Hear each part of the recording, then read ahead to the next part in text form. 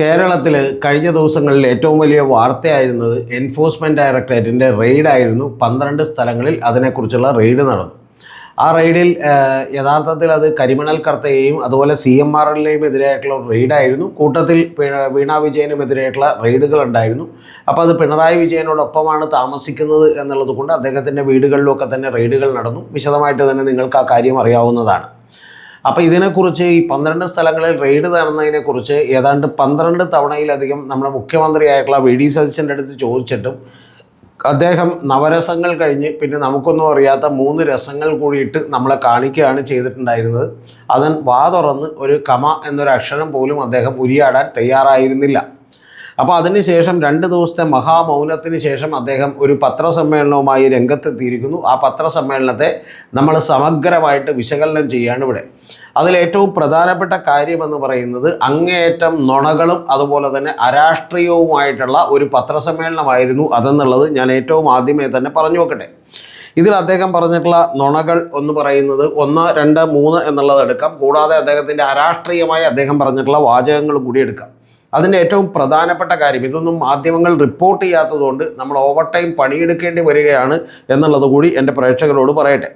ഇതിലേറ്റവും പ്രധാനപ്പെട്ട കാര്യം അദ്ദേഹം പറയുന്നത് 1, വാഹനങ്ങൾ തല്ലിപ്പൊളിച്ചതുമായി ബന്ധപ്പെട്ടാണ്. അതിൽ തന്നെ അദ്ദേഹം പറയുന്ന ഒരു നുണ എന്ന് പറയുന്നത്, ഇനി അദ്ദേഹത്തിന് അറിയാൻ വയ്യാത്ത കൊണ്ടാണോ എന്നറിയില്ല, നാഷണൽ ഹെറാൾഡ് കേസിൽ രാഹുൽ ഗാന്ധിയൊക്കെ 55 മണിക്കൂർ സോണിയാഗാന്ധിയും ഒക്കെ ചോദ്യം ചെയ്യാൻ വേണ്ടി വിളിച്ചപ്പോഴും അവരെ വിളിച്ച് ഇത്രത്തോളം ബുദ്ധിമുട്ടിച്ചപ്പോഴും ഏതെങ്കിലും തരത്തിലുള്ള പ്രതിഷേധങ്ങൾ നടന്നോ? ഞങ്ങൾ നിയമപരമായി അതിന് നേരിടുകയാണ് ചെയ്തത് എന്നുള്ളതാണ് പറഞ്ഞു വന്നത്. ഞാൻ പറഞ്ഞു, ബാംഗ്ലൂരിലും ഹൈദരാബാദിലും മറ്റ് പല സ്ഥലങ്ങളിലുമൊക്കെ തന്നെ 2 കാറുകളടക്കം കത്തിക്കുന്ന അവസ്ഥയുണ്ടായി. ഇവിടെ കത്തിച്ചില്ല, പകരം ചില്ല് പൊട്ടിച്ച് എന്നുള്ളതേ ഉള്ളൂ. പക്ഷെ അതൊന്നും വീണ്ടും മാധ്യമങ്ങളിൽ ഏതെങ്കിലും മാധ്യമപ്രവർത്തകൻ ചോദിക്കുമെന്ന് ഞാൻ വിചാരിച്ചു. പക്ഷേ മാധ്യമപ്രവർത്തകർ ഇപ്പോൾ ചെല്ലുന്നത് വെഞ്ചാമരവുമായിട്ടാണ്. കാരണം മുഖ്യമന്ത്രിക്ക് ചുറ്റും നിന്ന് വീശിക്കൊടുത്തിട്ട് പോരുക എന്ന് പറയുന്ന പണിയെ മീഡിയ വണ്ണിനും ഏഷ്യാനെറ്റിനുമൊക്കെ ഉള്ളൂ എന്നുള്ളതാണ് യാഥാർത്ഥ്യം. അങ്ങനെ അദ്ദേഹം ആദ്യമേ തന്നെ ഒരു നുണ പറഞ്ഞു. ഇനി നുണ പറഞ്ഞത് അവിടെ നിൽക്കട്ടെ, കുഴപ്പമില്ല. നമ്മുടെ ഏറ്റവും പ്രധാനപ്പെട്ട ചോദ്യം എന്താണ്? ആ ചോദ്യം, VD സതീശൻ എന്ന് പറയുന്ന ഒരാൾ മുഖ്യമന്ത്രിയാണ്, അതുകൊണ്ട് അദ്ദേഹം പറയുന്ന വിദണ്ഡമായിട്ടുള്ള വാദം എന്താണെന്ന് വെച്ചാൽ അദ്ദേഹം പറയുന്നത് ഒരു ഗവൺമെൻറ്റിന് പറയാൻ കഴിയുമോ, ഇത് സ്റ്റേറ്റ് ഗവൺമെൻറ്റിന് റോളൊന്നുമില്ല, അതുകൊണ്ട് തന്നെ ഒരു ഗവൺമെൻറ് പറയാൻ കഴിയുമോ, ഈ അന്വേഷണം വേണ്ട എന്ന് പറയാൻ കഴിയുമോ എന്നാണ്. അങ്ങനെ അന്വേഷണം വേണ്ട എന്ന് പറയാൻ കഴിയില്ല. കൂടാതെ ഹൈക്കോടതി പെർമിറ്റ് ചെയ്തിട്ടുള്ള ഒരു അന്വേഷണമല്ലേ, അതിൽ എന്താണ് ഞങ്ങൾക്ക് റോള് എന്നുള്ളതാണ് അദ്ദേഹം ചോദിക്കുന്നത്. ഇവിടെയും മാധ്യമപ്രവർത്തകർ ചോദിക്കാതിരുന്നൊരു ചോദ്യം ഞാൻ എൻ്റെ പ്രിയപ്പെട്ട മാധ്യമപ്രവർത്തകരോടും ഇവിടുത്തെ പൊതുജനങ്ങളോടും മുഖ്യമന്ത്രിയോടും ചോദിക്കുകയാണ്. ആ ചോദ്യം എന്താണെന്ന് വെച്ചാൽ, താങ്കൾ മുഖ്യമന്ത്രി മാത്രമല്ലല്ലോ, താങ്കൾ കോൺഗ്രസിൻ്റെ പ്രധാനപ്പെട്ട ഒരു നേതാവ് കൂടിയാണ്. ആ നേതാവ് എന്നുള്ള നിലക്ക് താങ്കൾ രാഷ്ട്രീയമായി ഈ എൻഫോഴ്സ്മെൻറ്റ് ഡയറക്ടറേറ്റ് എടുക്കുന്ന റെയ്ഡിനെ കുറിച്ച് എന്താണ് അഭിപ്രായം എന്നാണ് ചോദിച്ചത്. അല്ലാതെ മുഖ്യമന്ത്രിയായിട്ട് നാളെ രാവിലെ മുതൽ എൻഫോഴ്സ്മെൻറ്റ് ഡയറക്ടറേറ്റ് ഇനി ഇങ്ങോട്ട് എന്ത് ചെയ്യണ്ട, അന്വേഷണം നടത്തണ്ട എന്ന് പറഞ്ഞ് ഉത്തരവിടാനല്ല പറഞ്ഞത്. പകരം രാഷ്ട്രീയമായി നിങ്ങൾ അതിനെ എതിർക്കുന്നുണ്ടോ എന്നുള്ള ചോദ്യമാണ് നമുക്ക് കേൾക്കേണ്ടിയിരുന്നത്. ആ ചോദ്യത്തിന് ഇപ്പോഴും ഉത്തരവില്ല. നിങ്ങളൊന്ന് ആലോചിച്ച് നോക്കൂ. മാധ്യമപ്രവർത്തകർക്ക് എന്തിനാണ് ഈ പണിക്ക് പോകണമെന്നാണ് എനിക്ക് ചോദിക്കാനുള്ളത്. യഥാർത്ഥത്തിൽ വേറെ വല്ല പണിക്ക് പോകണം. കാരണം ഈ മുഖ്യമന്ത്രിയോട് ചോദിക്കേണ്ടത്, താങ്കൾ മുഖ്യമന്ത്രി എന്നുള്ള നിലക്കോ സ്റ്റേറ്റ് ഗവൺമെൻറ് എന്നുള്ള നിലക്കോ ഇടപെടാനല്ല നമ്മൾ പറഞ്ഞിട്ടുള്ളത്. പകരം നിങ്ങളുടെ രാഷ്ട്രീയമായിട്ടുള്ള നിലപാടെന്താണ് എന്നുള്ളതാണ് ചോദ്യം. ആ നിലപാടെന്താണെന്ന് രാഹുൽ ഗാന്ധിയും ഇതുവരെ മിണ്ടിയിട്ടില്ല, VD സതീശനും മിണ്ടിയിട്ടില്ല, രമേശ് ചെന്നിത്തലക്കൊന്നും മിണ്ടാനും പറ്റില്ല, ബാക്കി കുഞ്ഞാലിക്കുട്ടിക്കടക്കം തന്നെ മിണ്ടാൻ പറ്റില്ല. ഒരു രാഷ്ട്രീയക്കാരനും ഇവിടെ നിലപാടില്ല. ഇത് എൻഫോഴ്സ്മെൻറ്റ് ഡയറക്ടറേറ്റിൻ്റെ അന്വേഷണത്തെ ഞങ്ങൾ അനുകൂലിക്കുന്നുവെന്നാണോ? അതിൽ ചെറുതായിട്ട് അനുകൂലിക്കുന്നു എന്ന് പറയുന്ന സൂചന VD സതീശൻ നൽകിയിരുന്നു. അദ്ദേഹം പറയുന്നത് ഞങ്ങൾ തന്നെ ഉയർത്തിയിട്ടുള്ള ആരോപണമാണ്, കഴിഞ്ഞ 4-4.5 കൊല്ലം അന്വേഷണ ഏജൻസികൾ വെറുതിരുന്നു എന്നാണ് ഞങ്ങൾ പറയുന്നതെന്നാണ്. എന്ന് പറഞ്ഞിട്ടുണ്ടെങ്കിൽ അന്വേഷണത്തെ അവർ സർവാത്മന സ്വാഗതം ചെയ്യുന്നു, അവർ അനുകൂലിക്കുന്നു എന്നുള്ളതാണ്. അതും പക്ഷെ അദ്ദേഹം വ്യക്തമായി പറഞ്ഞില്ല. പിന്നെ അദ്ദേഹം ഇതൊന്നും വ്യക്തമായി പറയാതെ അദ്ദേഹം വലിയ ജോക്കടിച്ചു, ഒരു തമാശ പറഞ്ഞ് നമ്മളെയൊക്കെ പൊട്ടിച്ചിരിപ്പിച്ചു. ആ തമാശ എന്താണെന്ന് വെച്ചിട്ടുണ്ടെങ്കിൽ VD മോദി എന്ന് പറയുന്നത് കേട്ടപ്പോൾ അദ്ദേഹത്തിന് ഭയങ്കര വലിയ തമാശ തോന്നി എന്നുള്ളതാണ്. തമാശ തോന്നി എന്ന് പറഞ്ഞാൽ പക്ഷെ അദ്ദേഹത്തിന് ചിരിയൊന്നും ഉണ്ടായില്ല. അദ്ദേഹത്തിന് ഉള്ളിൻ്റെ ഒരു ദേഷ്യമാണ് നമ്മൾ കണ്ടത്. പക്ഷെ അദ്ദേഹം പറയുന്നത് വലിയ തമാശയായിട്ട് എടുത്തു.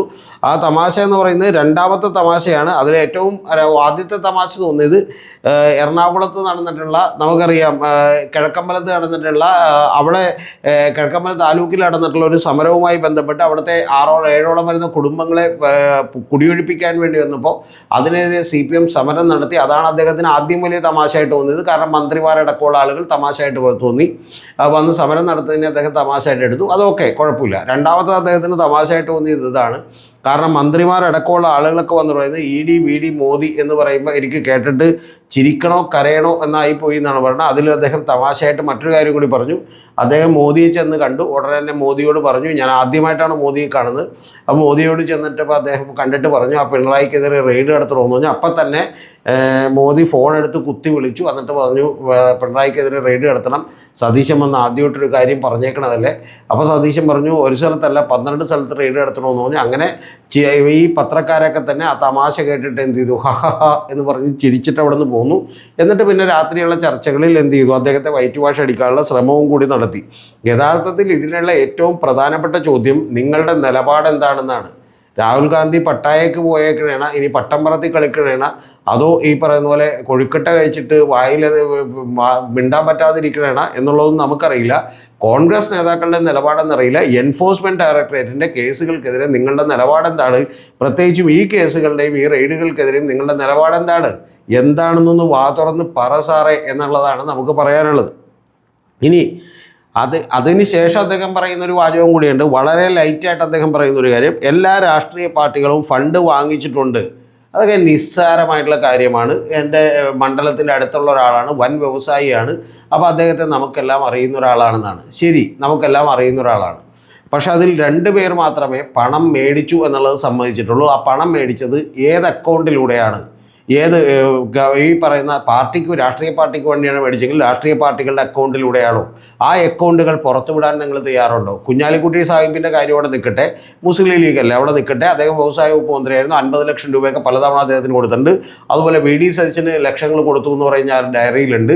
അപ്പോൾ അത് എങ്ങനെയാണ് നിങ്ങൾ മേടിച്ചത്, ഏത് അക്കൗണ്ട് വഴിയാണ് മേടിച്ചത്, അതിൻ്റെ ഒരു ട്രാൻസ്പെറൻസി നിങ്ങൾ ഉറപ്പുവരുത്തേണ്ടത്. ശരിയാണ്, സംഭാവനകളൊക്കെ എല്ലാവരും മേടിച്ചിട്ടുണ്ട്.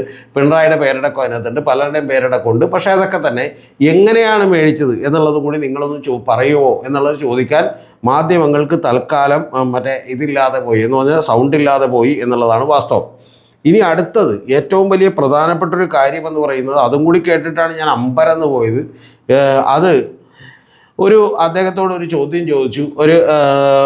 ഒരു സ്കൂളിലെ പ്രിൻസിപ്പൽ ഒരു പോസ്റ്റ് ഷെയർ ചെയ്തതുമായി ബന്ധപ്പെട്ട്, അദ്ദേഹം അല്ലാണ്ട് FB പോസ്റ്റ് ഇട്ടത്, FB പോസ്റ്റ് ഷെയർ ചെയ്യുകയാണ് ചെയ്ത്. ആ ഷെയർ ചെയ്ത ആൾക്കാർ നടപടിയെടുത്തല്ലോ എന്ന് ചോദ്യം ചോദിച്ചു. ആ ചോദ്യം ചോദിച്ചപ്പോൾ ഉടനെ തന്നെ VD സതീശൻ എന്ന് പറയുന്ന നമ്മുടെ പൂക്കി മുഖ്യൻ, ആ പൂക്കി മുഖ്യൻ ഉടനെ തന്നെ അദ്ദേഹത്തിൻ്റെ സാധാരണ എടുക്കുന്ന പോലെയുള്ള നമ്പറുകൾ എടുത്തു. അതായത് നമ്മളിപ്പോൾ ഓലക്ക് എന്താ വില എന്ന് ചോദിക്കുമ്പോൾ ആലുവക്ക് പോണേണെന്ന് പറയുന്ന പോലെ, അല്ലെങ്കിൽ നേരെ തിരിച്ച് ആലുവക്ക് പോണേണെന്ന് ചോദിക്കുമ്പോൾ ഓലക്ക് എന്താ വില എന്ന് ചോദിക്കുന്ന പോലെയുള്ള ഒരു നമ്പർ, ഒരു തരികിട നമ്പർ എടുത്തു. ഇതൊക്കെ പക്ഷേ പഴയ നമ്പറാണ്. പുതിയ ജനറേഷനും ഈ പൂക്കി മുഖ്യമന്ത്രിയുടെ ഇമേജിനൊന്നും ചേരുന്നതല്ല.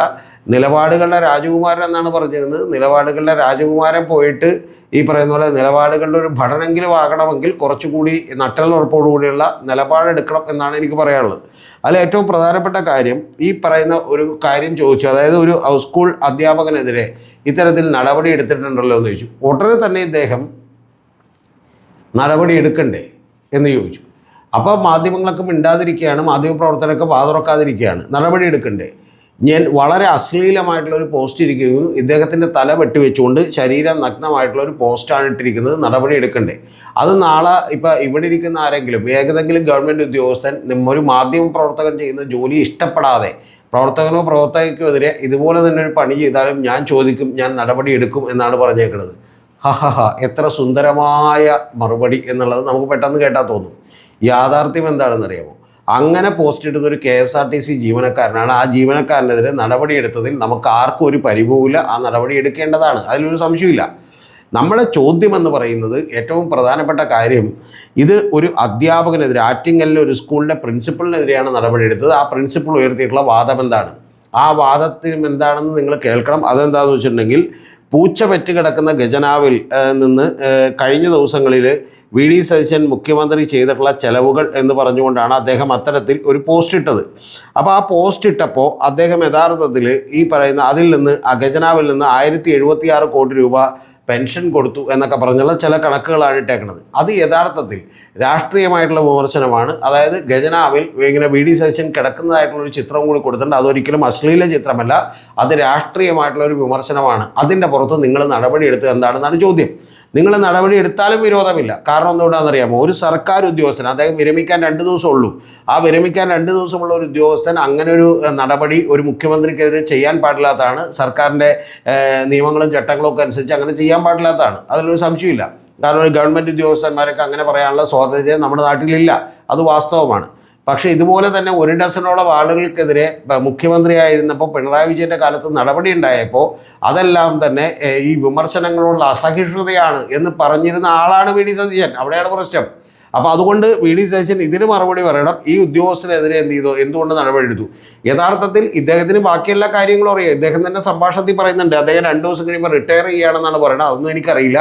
പിന്നെ ഇദ്ദേഹത്തിന് അടുത്തേക്ക് കൊണ്ടുവന്നപ്പോൾ പറഞ്ഞു നിസ്സാരമായിട്ടുള്ള കാര്യമാണെങ്കിൽ വിട്ടേക്കെന്ന് പറഞ്ഞു. അത് നിസ്സാരമായിട്ടുള്ള കാര്യമാണ്. അദ്ദേഹം ഉയർത്തിയത് ഒരു രാഷ്ട്രീയമായിട്ടുള്ള വിമർശനമാണ്. ആ വിമർശനത്തെ ഭയക്കുകയും നിങ്ങൾ സഹിഷ്ണുതയോട് നടപടിയെടുക്കുകയും ചെയ്യുന്നത് എന്തിനാണ്? നിങ്ങൾ KSRTC ഉദ്യോഗസ്ഥനെതിരെയാണ് നിങ്ങൾ പറഞ്ഞ അശ്ലീല പോസ്റ്റ് ഇട്ടേക്കണം. അവർക്കെതിരെ നടപടിയെടുത്തു, കുഴപ്പമില്ല. ഇത് ഇയാൾ വേറൊരു പോസ്റ്റ്, അതായത് ജാവേദ് സുബൈർ എന്ന് പറയുന്ന ആറ്റിങ്ങലിലുള്ള ഒരു സ്കൂൾ പ്രിൻസിപ്പൽ ഈ പോസ്റ്റ് ഷെയർ ചെയ്തതാണ്. അതിന് നടപടിയെടുത്ത് എന്തിനാണ്? അപ്പോൾ ഇത് ചോദിക്കാൻ ഒരു മാധ്യമവും അവിടെ ഇല്ലല്ലോ എന്നുള്ളതാണ് ഞാൻ ചോദിക്കുന്നത്. ഇനി ഇദ്ദേഹം ഏറ്റവും പ്രധാനപ്പെട്ട ഒരു കാര്യം കൂടി പറഞ്ഞു. അതാണ് അടുത്ത ഏറ്റവും വലിയ കമൻ്റ് എന്ന് പറയുന്നത്. അദ്ദേഹം പറയുന്നത് 12 തവണ അദ്ദേഹത്തിനോട് ചോദ്യം ചോദിക്കാൻ വേണ്ടിയിട്ട് ആളുകൾ ചെന്നു. അപ്പോൾ ഒരു തവണ അദ്ദേഹത്തിൻ്റെ മുഖത്ത് മറ്റേ മൈക്ക് കൊണ്ടൊന്ന് ഇടിച്ചു ചോദ്യം ചോദിക്കാൻ എന്നുള്ളതാണ് പറയുന്നത്. പക്ഷേ അദ്ദേഹം പറയുന്നത് ഞാൻ ആരോടും പറഞ്ഞില്ല. ഇപ്പം അദ്ദേഹത്തിന് അടുത്ത തമാശയാണ് ഞാൻ രഹസ്യമായിട്ട് നിങ്ങളോട് പറയണേന്ന് പറഞ്ഞു. അത് പത്രസമ്മേളനത്തിൽ നിന്ന് ലൈവ് കൊടുത്തുകൊണ്ടിരിക്കുമ്പോൾ രഹസ്യമായിട്ട് നിങ്ങളോട് മാത്രം പറയണേന്ന്. അത്ര സഹിഷ്ണുതയുള്ള ആളാണെന്നാണ് പറയുന്നത്. യഥാർത്ഥത്തിൽ താങ്കൾ ഈ 12 ദിവസവും ഇവരെ പുറകെ നടത്തിക്കേണ്ട ആവശ്യം എന്താ ഉള്ളത്? താങ്കൾക്ക് ആദ്യത്തെ തവണ തന്നെ പറഞ്ഞാൽ പറയാം ഞാൻ ഈ ഇടി റെയ്ഡിനെ കുറിച്ച് പഠിച്ചിട്ട് പറയാം എന്ന് പറഞ്ഞാൽ 2 ദിവസം കഴിഞ്ഞിട്ട് പറയാം ഞാൻ പത്രസമ്മേളനം വിളിക്കും അന്നേരം പറയുന്നുള്ളൂ എന്ന് പറഞ്ഞാൽ പ്രശ്നം തീരുമല്ലോ. അപ്പോൾ അതല്ല, താങ്കൾ റീലുകൾക്ക് വേണ്ടിയിട്ട് ഇവരെ പുറകെ നടത്തിക്കുകയായിരുന്നു എന്നുള്ളതാണ് വാസ്തവം. പല ആക്ഷനുകളും ഇതുമൊക്കെ കാണിച്ചുകൊണ്ട് ഇനി അതും ഈ പറയുന്ന പോലെ പ്രത്യേക ആക്ഷൻ വൈറലായതുപോലെ വൈറലായേക്കുമോ എന്ന് പറയുന്ന ഒരു ചിന്തയിൽ താങ്കൾ പുറകെ നടത്തിച്ചാണ്. അതാണ് ഈ യാഥാർത്ഥ്യം. അതിനുവേണ്ടി താങ്കളിപ്പോൾ ചില ഏജൻസികളെയൊക്കെ തന്നെ വെച്ചിട്ടുണ്ട്. നീലക്കുയിലിനോ മഞ്ഞക്കുയിലിനോ ഒക്കെ പറയുന്ന ചില ഏജൻസികളെയൊക്കെ തന്നെ വെച്ചുകൊണ്ട് താങ്കൾ വർക്ക് ചെയ്യുന്നുണ്ട്. ഇപ്പോൾ ഏജൻസികളുടെ ഡീറ്റെയിൽസ് എൻ്റെ കയ്യിലുണ്ട്. ഞാനിപ്പോൾ അത് പലപ്പോഴും അങ്ങനെ ചെയ്യുന്ന പറഞ്ഞ PR ചെയ്യുന്ന ആളുകളെ ഒന്നും നമ്മൾ എന്ത് ചെയ്യേണ്ട കാര്യമില്ല, മോശമായിട്ട് കാണേണ്ട കാര്യമില്ല. അതുകൊണ്ട് ഞാനിപ്പോൾ അതിനകത്തേക്ക് വരുന്നില്ല. പക്ഷെ പ്രധാനപ്പെട്ടൊരു കാര്യം താങ്കൾ അറിയേണ്ടത്, ഇതൊക്കെ ചെയ്യുമ്പോൾ ബാക്കിയുള്ളവർക്ക് മുഴുവൻ ഇത് മനസ്സിലാവില്ല എന്ന് താങ്കൾ വിചാരിച്ച് കളയരുത്. കാരണം ഈ മാധ്യമപ്രവർത്തകരൊക്കെ താങ്കളുടെ അടുത്ത് ഇങ്ങനെ നടക്കാൻ തുടങ്ങിയതുകൊണ്ടാണ്.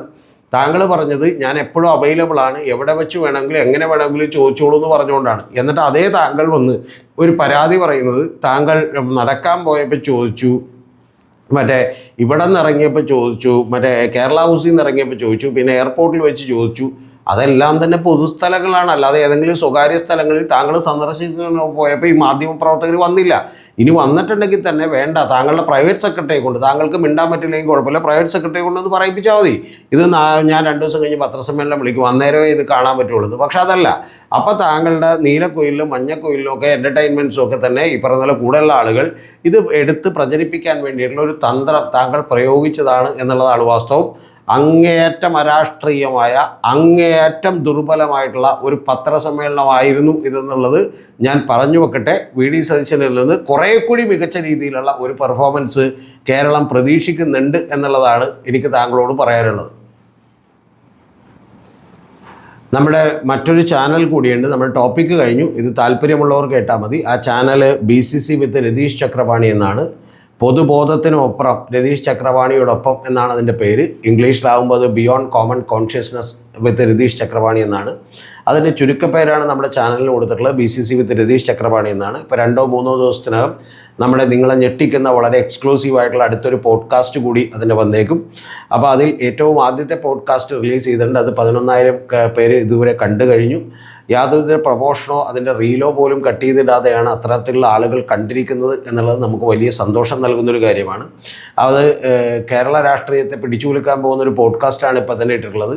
2021 2% കഴിഞ്ഞവണത്തേക്കാൾ വോട്ടുകൾ കൂടുതൽ നേടിക്കൊണ്ട് 8 സീറ്റുകൾ കൂടുതൽ നേടിക്കൊണ്ട് വലിയ വിജയം കരസ്ഥമാക്കി അധികാരത്തിലേക്ക് വന്ന പിണറായി വിജയനെ എങ്ങനെയാണ് വളരെ തന്ത്രപരമായി ഒരു സംഘപരിവാർ മൂവ്മെൻറ്റുകളും അതുപോലെ തന്നെ കോൺഗ്രസ്സിലെ ചില ആളുകളും അതുപോലെ ചില വ്യവസായ ഗ്രൂപ്പുകളുമൊക്കെ ചേർന്ന് തകർത്ത് കളഞ്ഞത് എന്നതിനെക്കുറിച്ചുള്ള ഞെട്ടിക്കുന്ന വിവരണങ്ങളാണ് അതിനകത്തുള്ളത്.